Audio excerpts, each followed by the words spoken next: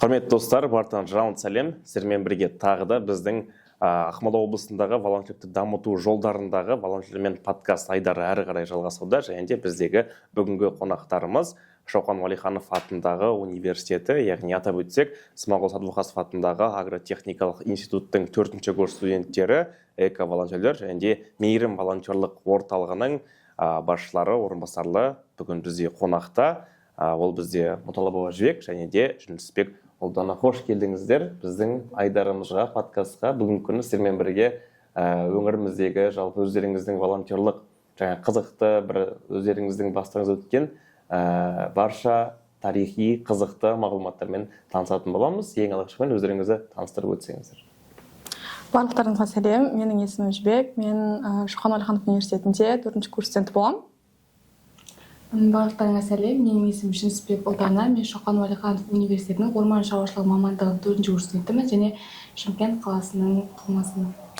Атап өткенде, кәдімгідей бізде алдыңғы подкасттағыдай, алдындағы қазіргі уақыттағы өзекті мәселелердің бірі волонтерлеріміздің жаңағы саны әр уақытта ұлғаюда, оның қатарында әрине біздің басқа да өзіміздің мемлекетіміздің әр өңірінен келген студенттеріміз жеткілікті. Және де сіздерге ең алғашқы сұрақ, қазіргі уақытта осы мейірім волонтерлік орталығында өздеріңіз басшы боласыздар, біреуіңіз орынбасар, бір-біріңіздің орындарыңызды алмастырып та отырасыздар. Жалпы бұл волонтерлік орталыққа келулеріңіздің басты себебі, жалпы волонтерлікпен қалай таныстырыңыздар, волонтерлік деген сіздер үшін не, соны айтып өтсеңіздер. Алғашқы кезде біз осы жылда ескерткіштерді қорғау мақсатында экологиялық акция жүргізіледі.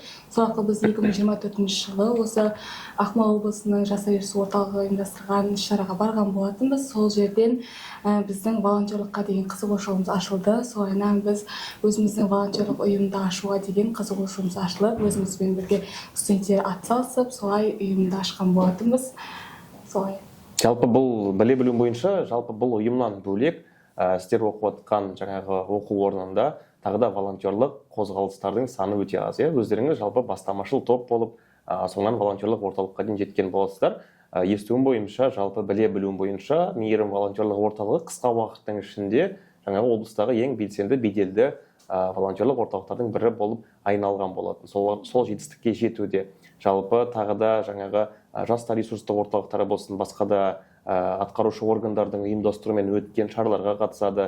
Солардың жыл қорытындысы бойынша үздік волонтерлық орталықта атағымен иеленген болатын. Тағы да бір мәрте құттықтап қойық. Әр уақытта жыл сайын сіздерге ұтуға бұйырсын. Және де жалпы бұл волонтерлікке келудегі ең қызықты сәттер енді алдағы уақытта айтып жатармыз. Тағы да Жібек өзіңізді толықтырып өтсеңіз, сіздің волонтерлік жолға келуіңіздің тағы бір себептері бар шығар. Бәлкім бұл бала кезден жаңағы оқып, мектеп оқып жүрген табалдырық кезінен бастап өзіңізде дарыған бола ма? Негізі біз 1-ші курстан бері осы университетте белсенді түрде жұмыс жасап келеміз. Нақтырақ осы 3-ші курстан бастап біз ұйымды қолға алып, сол бойынша жұмыс жасаған болатынбыз. Ұйым жетекшілігін 3-ші курста қолымызға алдық, өзіміз бастағаннан кейін. Сіздер үшін бұл волонтерлік бағытта өздеріңізге мәлім, бізде өте көп, бағыттар саны 9 нақты, бірақ оғанның қатарына тағы да 3-і қосылып, қазіргі уақытта 12-ден астам бізде бағыт бар. Сіздерге ең жақыны, жалпы өздеріңізге бір қызықты бағдар қайсы болып табылады? Қазіргі таңда қаламызды таза қазақстан акциясы болғаннан кейін қазір көбірек біз экологиялық бағытта жұмыс жасап жатырмыз. Қазір күн суытпай жатып қаламыздың тазалығын ойлау жалпы волонтерлардың бастауымен болған дұрысырақ. Себебі волонтерлар істі атқарған сайын қала тұрғындары оны көре бастайды. Әлеуметтік желі арқылы біз оны жалпы халыққа танытып жатырмыз деп ойлаймын. Сосын Жібек, бізде жаңағы осы облыстағы волонтерлердегі эколог ең басты эколог маман, эколог волонтерлердің бірі болып табылады. Бұл мамандықтарыңызға да сай, өздеріңіздің қазіргі оқып жатқан, бүгінгі таңдағы жетілдіріп жатқан, әрі қарай сіздердің өздеріңіздің шәкірттеріңіздің саны көп болсын, әрине, және де соларға бағыт бағдар беруге үлкен бір қазіргі уақыттан бастап себеп деп білеміз. Және де бұл жалпы таза Қазақстан акциясы біз экологиялық бағыт, сіздердің бастауларыңызбен үлкен жаңағы университеттің жанында да, оқу орындарында да, жалпы басқа аудан біздің Ақмола облысының өңірлерінде де өте үлкен акциялар өткізіліп жатыр. Бұның нәтижесі менің ойымша ең бастауы жаңағы ең алғашқы Шоқан Уәлиханов атындағы ескерткіштің бастауы деген сияқты сакралды объекттер әрине әр уақытта волонтерлердің, сіздердің бастап жүрген орталықтардағы волонтерлердің ең белсенділері осы бағытпен айналысып жатыр. Одан бөлек тағы да қандай бағыт сіздерге қызық, яғни қай бағытта өздеріңіз әрі қарай осы волонтерлықты дамытқыларыңыз келеді. Тағы да оның қатарында жаңағы балалар үйіне барғанымыз бар, сіздермен бірге. Сол жайлы айта кетсеңіздер. Біз Ақмола облыстық шаңсыз кәмелетке толмаған орталығымен көбірек жұмыс жасаймыз. 2 жыл көлемінде біз ол жерге 2-3 мәрте бардық десек те болады. Ол жақтағы балалармен араласу, сол жердегі көңіл көтеру біздің студенттерімізге өте қатты қызық. Ол жерге барамыз деген бастама. Білуімше, сол шаңсыз жаңағы кәмелетке толмаған психологиялық тұрғыда қолдау орталығында балалардың саны жеткілікті. Сол жаққа сіздер концерттік бағдарламамен барасыздар, азық-түлік себеттермен қамтамасыз етесіздер. Және де осы кездегі бір қызықты сұрақ, сол сәттегі эмоциялық тұрғыда өздеріңіз қалай жаңағы күрес деген өте үлкен болатын шығар. Сондай бір эмоционалдық тұрғыда өздеріңізді қалай жетілдіресіздер, қалай өздеріңізді басасыздар? Жалпы енді ол балалардың ондай болғанына ешкім кінәлі емес, олардың тағдыры. Бірақ дегенмен де онда біз эмоцияға беріліп, олардың жағдайын түсініп, олардың қасында жылап, истерика көрсетудің қажеті жоқ. Себебі біз жай ғана ол уақытта балалардың көңілін аулау үшін барамыз. Сол себепті біз барар алдында студенттерімізге психологиялық жағын түсіндіріп айтамыз. Яғни осылай болмайды, сендер онда ол балаларды көңілін көтеруге барасыңдар. Онда оларға аяушылық танытып, андай мінез құлық көрсетпеңдер деген сияқты алдын ала айтамыз. Солай барынша балалардың көңіл күйін көтеруге, олармен ойнауға, оларға жалпы максимально көмектесуге тырысамыз. Ал сонда сіздер әр шара сайын, яғни бір қатысатын шараның алдын ала өздеріңіздің волонтеріңізге бір сабақ өткізесіздер, жинап, мысалға олардың қатарында жалпы сол жерде жинау жағы қалай сіздерде, қандай қызықты сәттер бәлкім сол жиналыс уақытында бола ма екен? Ол жерде тағы да жаңағы оларды алдын ала үйретуден бөлек қандай мысалға мәселелер талқыға салынады? Осы соңғы жылда балалар үйіне сол шаңсызға барған сәтте бізде бір студентіміз ұсынған болатын. Осылай балалар үйіне барсақ, менің дайын бір сценариім бар деп, солай сол студентке тапсырдық. Сен қалай жасағың келеді, солай жаса, біз саған тек қана қолдау береміз дедік. Ол өзінің ертегі арқылы барам деді. Солай студенттерге айтты, кім қатысқысы келеді, кім қолдау бергісі келеді деп, солай студенттер жиналды. Сол жерде жатақханаға бір аптаның ішінде барып, күнде кешкісін дайындалып барлығымыз солай сценарий арқылы барған болатынбыз. Жаңа өздеріңіз айтып өткендей, балалар үйіне арнайы өздеріңіздің волонтерлық орталықтағы белсенділеріңіздің бірі ұсынған болатын алдын ала сабақ, жаңағы алдын ала соларды дайындаудан бөлек сіздер жалпы шараларды да талқыға саласыздар, қандай шара жасаймыз, қай бағытта қозғаламыз деген сынды. Осы сәтте мысалға қазіргі уақытта әр жыл сайын бәрімізге мәлім волонтерлық орталықтар болсын, жаңағы атқарушы органдар болсын, тематикалық және де басқа да әртүрлі жыл сайын белгілі бір мерекелерге орай жаңағы шаралар санын алдын ала жоспарға енгізеді. Сіздерде алдағы уақытта жоспарларыңызда қандай шаралар бар? Шаралар болғанда өзімізде аталып өтетін мерекелерге байланысты, бірінші қазақтың қарттар күніне, мысалы қазір мұғалімдер күні болып жатыр, солай шараларда бір күн бұрын немесе шараның көлемдігіне қарай ақылдасамыз, қалай жасасақ болады, қандай видео түсіреміз, қандай әлеуметтік желіге қандай видео саламыз деген секілді ақылдасамыз, және студенттерді шақырамыз, әркім өз идеясын айтады, солай жүзеге асырамыз әрбір идеяларды. Студенттердің әрбір идеясы біз үшін маңызды, себебі олар біздің ұйымның енді бір бөлшегі. Және де осы әлеуметтік желілердегі өзіміз бақылауымыз бойынша әр уақытта актуалды түрде видеороликтер саны болсын, жаңағы стористер салынып отырады. Бұл жалпы бір үлкен қозғаушы күште болып табылады. Сіздер үшін сол жақтағы мысалға пікір жазатын жаңағы адамдар бар, әртүрлі мысалға кері жаңағы біздермен бірге ұнамайтын бір адамдар қатары болуы мүмкін. Соларға сіздердің ең алғашқы жаңағы реакцияларыңыз қандай болып табылады? Мысалға оқып жатқан кезде бәлкім біреу ашуланады, біреу мысалға жаңағы жасқа еріп береді деген сияқты. Сіздер бұнымен қалай күресесіздер және қалай қабылдайсыздар? Ол жердегі ситуацияны ол адам білмейді, тек біз ғана білгендіктен ол нәрсені тек бар ма бар ретінде қабылдаймыз, қандай реакция танытпаймыз. Яғни критикаға сіздер жақсы қарайсыздар, иә?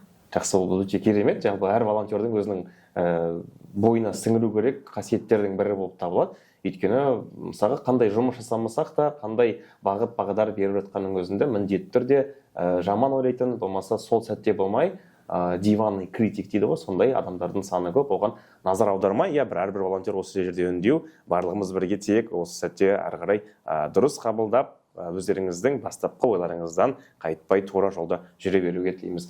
Жалпы өздеріңіздің, мысалы Жібек, сіз бастап өтсеңіз, волонтерлік айналысып жатқаныңызға біраз уақыт болып қалды. Сіздің есіңізден кетпейтін ең қызықты сәт қандай? Мен айта кететін болсам, мен жалпы балалар үйіне, қарттар үйіне секілді орталықтарға мүлде барып көрмегенмін.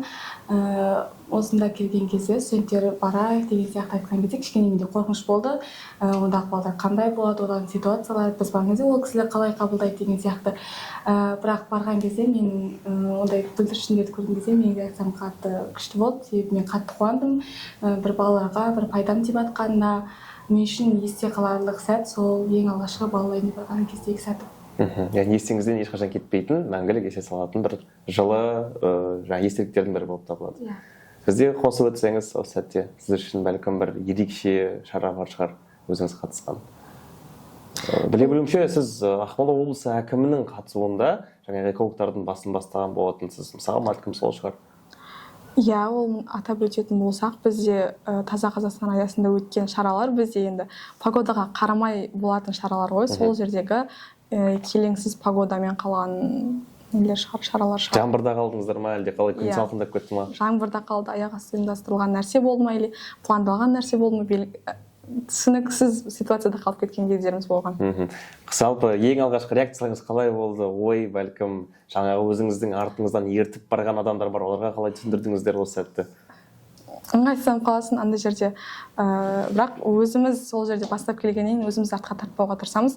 Сол жерде өзіміз қиналып тұрсақ та түр бермеуге тырысамыз деймін. Барынша студенттерге түсіндіруге тырысамыз. Бұл біз үшін, еліміз үшін, Таза Қазақстан үшін тырысамыз. Сол жерде студенттердің жалпы волонтерлар жаман ойда қалмас үшін.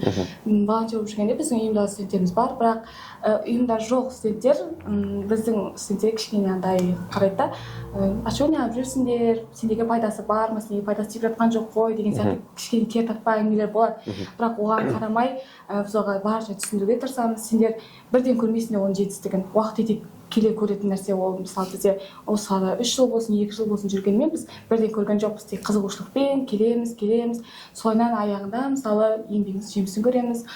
Солай арқылы мысалы облыс әкіміне алғыс хат алдық, ол біз үшін мысалы үлкен құрмет. Солай барынша түсіндіруге тырысамыз ситуацияда. Мысалы жаңбырда қалсақ та, қарда қалсақ та біз ол жерден қашып кетпейміз ситуацияда. Олардың жанында түсіндіруге тырысамыз. Олармен бірге біз жаңбырдың астында да, қардың астында да қалуға жалпы тырысамыз. Яғни өздеріңіздің волонтеріңізбен отқа да күйге де деген сияқты ғой. Әрине өте керемет. Әрбір басшы осындай болса екен деп тілейміз. Және де тағы да бір өзіме іліп алғаным сіздердің, яғни критикалық бір жағдай болып қалса, шешімін тез табуға жаңағы жолдарын алдын ала іздеу сияқты мысалға жұмыстарыңыз да бар екен. Өте жақсы, керемет. Жалпы осы волонтерлықтың тағы да бізде айтып өтетін жайт, мысалға әр кезде өздеріңіз жаңа айтып өткендей жемісін көреміз деп жатсыздар. Ол жерде алғыс хаттары бар, басқа да әртүрлі жаңағы бұл подкасттың басында да айтып өткендей марапаттар бар. Содан бөлек жалпы волонтерлерге, яғни сіздер бәлкім олардың өздерінің жаңағы бос уақыттарын тиімді, қызықты пайдалануға бірдеңе ұйымдастырасыздар ма? Жалпы өздеріңіз топ болып жиналып, бәлкім бір серуендеу болсын, басқа жерге бару, сол сіздер үшін қалай өтеді, олардың мотивациясын қалай көтересіздер, уақыттарын қалай табасыздар деген сияқты? Студенттермен әлеуметтік сайын жиналамыз ғой, сол кезде барынша тату-тәтті ұйымшылдық болу үшін арасында трейдингтер ойнап тұрамыз, бірге уақыт өткізуге тырысамыз, әңгімелесеміз. Олармен біз студент ретінде, бізден кіші ретінде емес, дос ретінде қабылдағымыз келеді. Бізбен неменетін әңгіме айта алса, бізге проблемаларын айта алса деген сияқты. Солайынан жалпы пайдасын тигізетін істерді көбірек көрсетуге тырысамыз. Яғни әрбір студентке өзіңіз психологиялық тұрғыдан да ахуалды мәселелерін шешуге тырысасыздар. Өте керемет.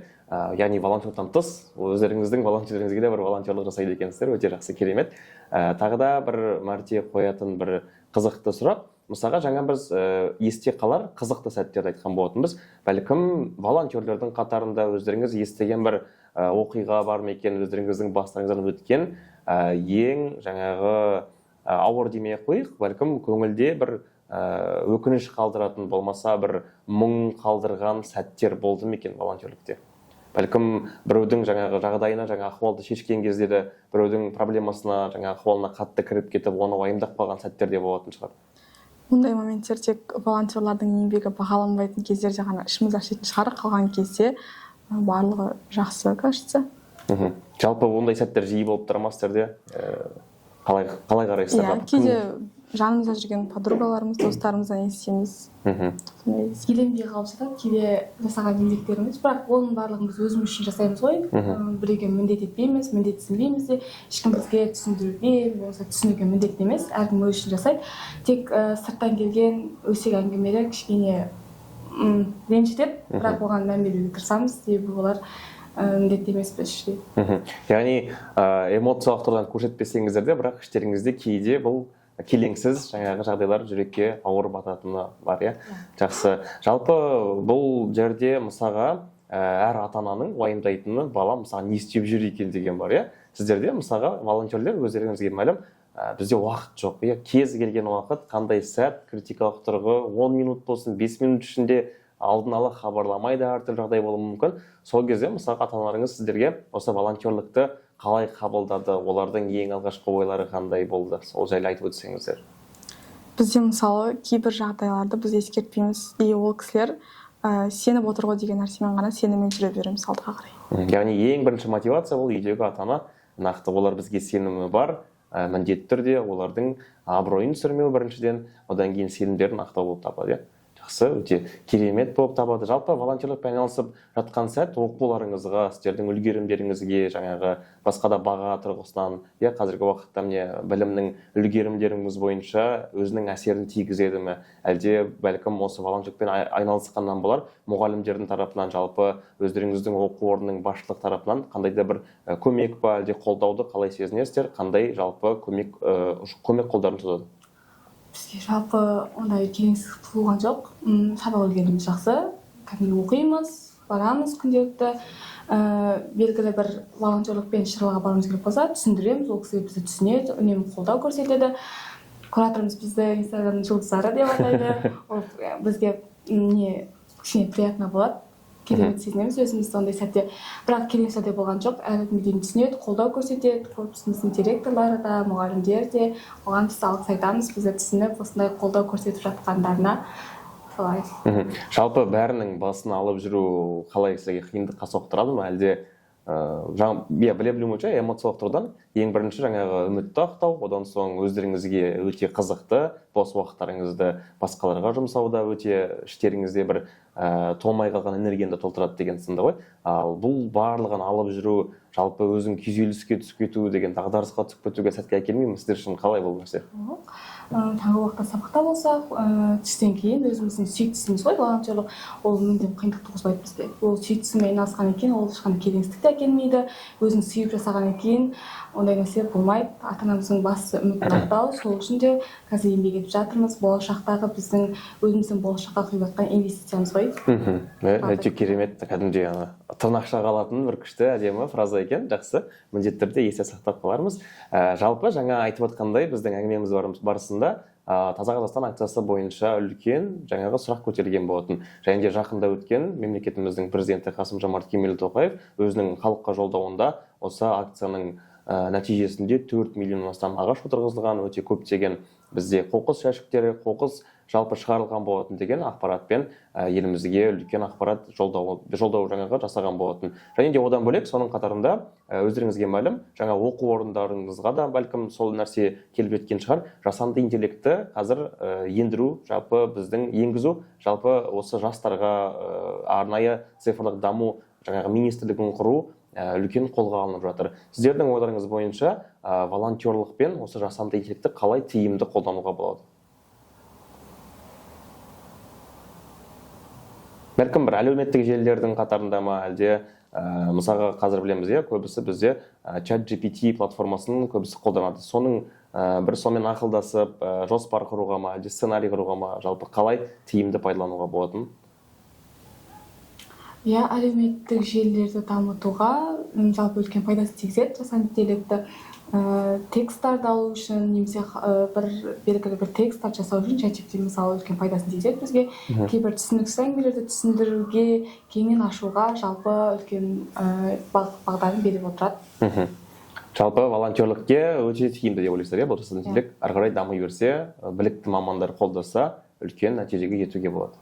иә, бірақ студенттерге ол кішкене кері әсер тигізеді. Бәрібір де бұрынғыдай студенттер кітаптан іздеп кітапханада жүрмейді да, жасанды іздеспей жаңағы ChatGPT-мен бүйтіп қолданып таба салады. Ол кішкене іздену жағынан кішкене зиян келтіретін шығар. Яғни бұның бір жақсы да жағы бар, жалпы өзіне қарама қайшы жағымсыз да жағдайлары бізге мәлім болып табылады. Яғни ізденіске салынбай, дайын асқа жалпы өздері кіре кетіп, соның ішінен интернет, ғаламтордан кіріп, өздері қарап, сол жері дұрыс емес деп ойлайсыздар. Жақсы, бұл да негізі өте өзекті мәселе. Алдағы уақытта ойымыз бойынша тек қана жаңағы ғаламтордың көмегімен ғана емес, ізденіп, өздеріне қызықты деректерді бұрынғыдай кітапханадан да өзіміздің жалпы жазып өткен еңбектерден танысады деген ойдамыз. Мысалға біз бағанадан бері айтып отырсақ, біздің мысалға волонтерліктің бұрында, яғни қандай болды, сол жерде волонтерлерге мысалға жиналатын орын болмаған, көбінесе біле білсеңіздер. Тіпті өздерінің шара жасаған кезде атқарушы органдардың тарапынан көмек қолда жаңағы бұрында қиын болған. Қазіргі уақытта заң қабылданды волонтерлік жайлы, ата заңымызда кәдімгі бекітілген. Қазіргі уақытта міне барлық жақсы, волонтерлерге әр уақытта жиналатын орында бар, шара жасаймасем жүгінуге болатын органдар да бар, орталықтар бар, ресурстық орталықтар бар. Жалпы бұның бәрінен өте кетсек, алдағы уақытта, яғни сіздерден кейінгі жаңа буынның алдағы уақытта болашақта волонтерлікті қалай көресіздер? Жалпы қандай өзгерістерге дейін, қандай жетістіктерге дейін жетуге болады деп ойлайсыздар? Бәлкім ол еліміздің жаңағы әлемдік аренада өзінің жетілдіре ме екен, әлде жалпы волонтерлікті басқа да қыр-сырынан танытуға бір мүмкіндіктер бола ма, қалай ойлайсыздар? Қазіргі уақытта біз өзіміз жұмыс жасап жатқан уақытта да бұл жақсы дамып келе жатыр. Алдағы уақытта да біз бұдан да көбірек жетістіктерге жетеміз деп ойлаймыз. Біз өзіміз биыл 4-ші курс студентіміз. Бізден кейін мейірім универден бөлек, может, бұдан да қоғамдық белсенділік ретінде де танылуы мүмкін. Соған қарай сенеміз.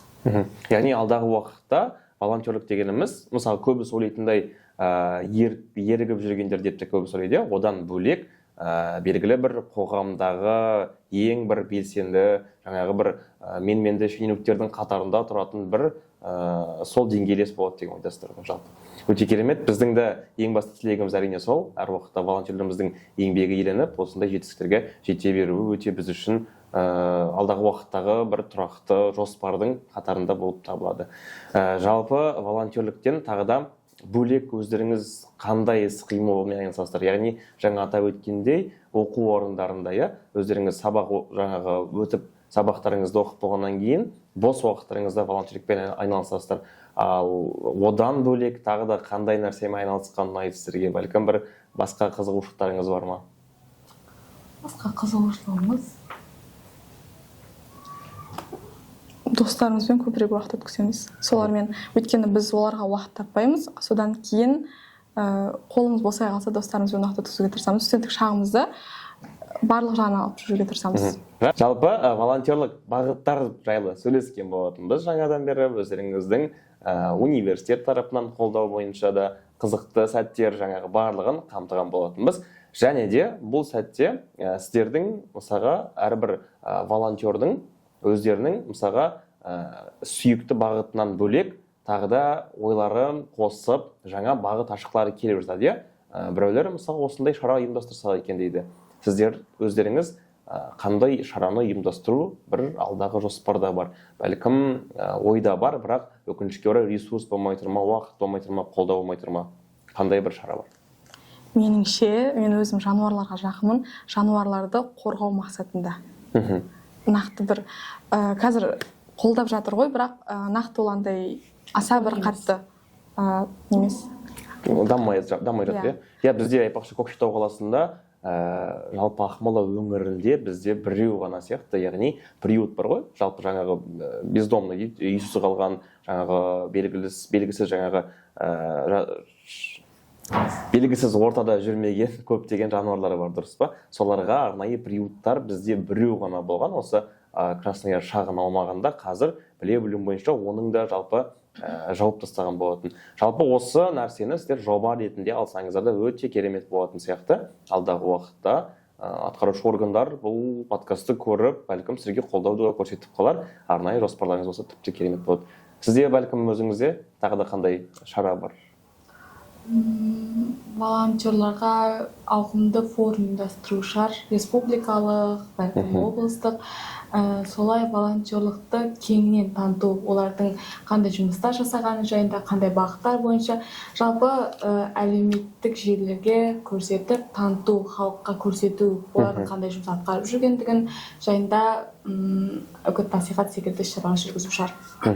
Жалпы бізде осы жақтағы жаңағы волонтерді қолдау орталығы фронт офисімен бастапқы жоспар бойынша жаңағы үгіт насихат жолдар ретінде біз қазіргі уақытта телевизиялық тұрғыдан да жаңағы волонтерлікті көрсеткіміз келіп жатыр. Осыған қалай қарайсыздар? Және де тағы да бір ұсыныс та болсын, жалпы қаладағы өте үлкен билбордтар бар, иә? Біздің жақта жарнамалар бар. Сол жаққа жалпы волонтерлердің ең үздік солардың барлығын шығарып, сол жерде нәтижелер мен жетістіктерін көрсеткіміз келеді.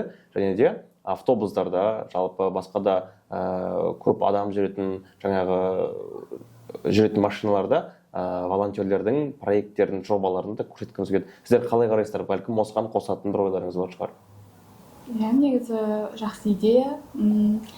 Тек қана Инстаграм желісімен емес, TikTok желісімен де бір көңілді бір бағыттар арқылы түсіндіруге шығар, бір белгілі билермен, басқа бір бағыттармен көрсету арқылы қызығушылықтарын танытып, ортамызға шақыру керек студенттерді, тұрғындарды деп ойлаймын. Яғни трендтен қалмай, әр уақытта қатарымызға қосқан жөн болады деп ойлайсыз. Жақсы. Жалпы сіздер айтып отқандай, жаңағы волонтерлік форумдардың саны бізде қазіргі уақытта азайып қалды. Бұрынғы алдыңғы жылдары өте көп, тіпті шетелдермен жасап жатқан шаралардың саны да көп болған. Келесі жылы жалпы осы ТМД елдеріндегі волонтерлік жылы болып бекітілген болатын. Содан сіздер қандай нәтиже күтесіздер? Бәлкім международный, жаңағы халықаралық басқа мемлекеттердегі форумдардан қандай бір тәжірибе алмасу ма, жобалар алмасу ма, сол мысалға қызықты болып табылады. Иә, мүмкіндік болса барлығын қолданып көру керек. Негізі ол барлық волонтер үшін, сол ортада жүрген жандар үшін барлығына қажетті нәрсе ретінде. Тәжірибе алмасуға ма, әлде жоба алмассақ па, қалай қарайсыз? Тәжірибе алмасу. Тәжірибе алмасуға, иә, яғни олардың мемлекетінде қалай өткізіліп жатыр, соның барлығы қызық. Өзге елдерде волонтерлік қалай дамып жатыр, олардың көзқарастары қандай жұмыстар атқарады, оның барлығы қызық. Ресей үлкен бір ТМД елдермен форум өтсе, барғым келетін еді.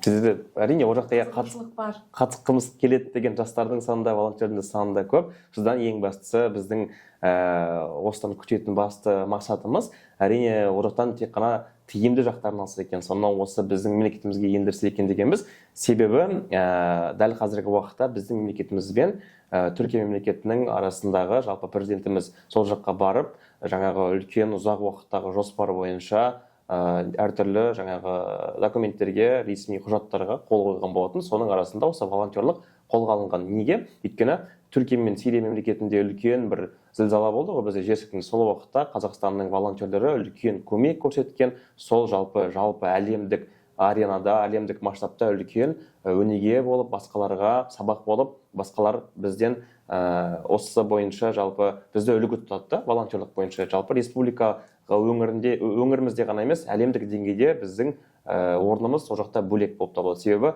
оқу орындарына шетелге түскен кезде осы волонтерлікті үлкен қатты аса мән беріп, бір плюс болып табылатын болады. Сол жерден Түркия мемлекетімен қазір бізде Қазақстанның арасындағы достастық бойынша волонтерлеріміз 10 күн сайын, яғни Қазақстанға Түркияның 10 волонтері келіп, біздің мемлекетіміздікмен танысады, біздің 10 волонтеріміз сол жаққа барып танысып жатыр. Ал сіздер қандай тағы мемлекеттің волонтерлық жұмыстары қызық болып табылады? Бәлкім осы әлеуметтік желілерден біреудің бір акцияларын көрген боларсыздар. Ресей мемлекеті, ол жақтікі де қызығырақ. Әлеуметтік желіден көріп тұрамыз, жалпы олардың акцияларын, әлеуметтік желіде жасап жатқан жұмыстарын, сол жақ шығар. Жалпы бәріміздікі ұқсас бір-бірлеріне, бірақ бәрібір көзқарастарымыз бөлек, иә? Көзқарастар әртүрлі. Иә, ол жақтың да бәлкім адамдарының жалпы хейті, былай айтқан кезде критикасына қалай қарайтын әрине баршамызға қызық болып қалады. Бірақ өз басым жалпы Америка құрама штаттарындағы да волонтерлық қозғалыстардың жалпы масштабы өте үлкен болып табылады. Олар жалпы штаттардың басын қосып, үлкен жаңағы қозғалыстарға, жастардың үлкен бір мемлекеттің жалпы заңын өзгертетіндей де бір қозғалыстары бар. жалпы біздің мемлекетімізге бұндай қозғалыс керек пе? Бұндай жалпы атқарушы органдардан, жалпы үкіметтен қолдауды күтесіздер ма? Оның нақты пайдасы қандай деп ойлайсыздар? Нәтижесі керемет болатын шығар, себебі ол үлкен мемлекет, ақш дейтін, ондағы белгілі нелермен пікір алмасатын болсақ, онымен әрине нәтижемен келу керек. Онда үлкен масштаб бар, бәрі белгілі. Ондай жобалармен алмасу жалпы үлкен бір өзгерістерге алып келетіні анық. Жалпы әрине басқа мемлекеттермен осындай шаралардың біздің мемлекетімізге келген жақсы, ал біздің өңіріміздегі волонтерлықтың дамытудың ең басты факторлары, жолдары қандай деп ойлайсыздар? Негізгі жоғары жақтардан бізге әрқашан көмек қажет, сондықтан ол жақпен де мына жақпен де тәжірибе алмасу біз үшін маңызды, ол әрбір үшін қажет деп ойлаймын. Яғни волонтерлікті дамытудың қозғаушы күші осы болып табылады деп ойлайсыздар? Жалпы рахмет, үлкен өте керемет жауаптардың бірі болып табылады. Жалпы осы видеолардан көріп біздің осы қозғалысымыз, жасап жатқан жұмыстарымыз жалғасса өте керемет болып табылады. Және де осы волонтерлық бағытымыздың әлеуметтік желілерден тыс бізде кәдімгі халықтың, яғни өзінің ойын ашық еткізеді. Көшеде бәлкім естіп жатқан жандар бар шығар. Сіздердің жұмыс істеп жатқан кезде волонтерлерден бөлек кісілер акцияға қатысады ма? Және де олардың қалай татасыздар? Бәлкім біреу үгіт насихат жолдарын жүргізе ме? Әлде адамдардың саны өздері келіп қосыла ма?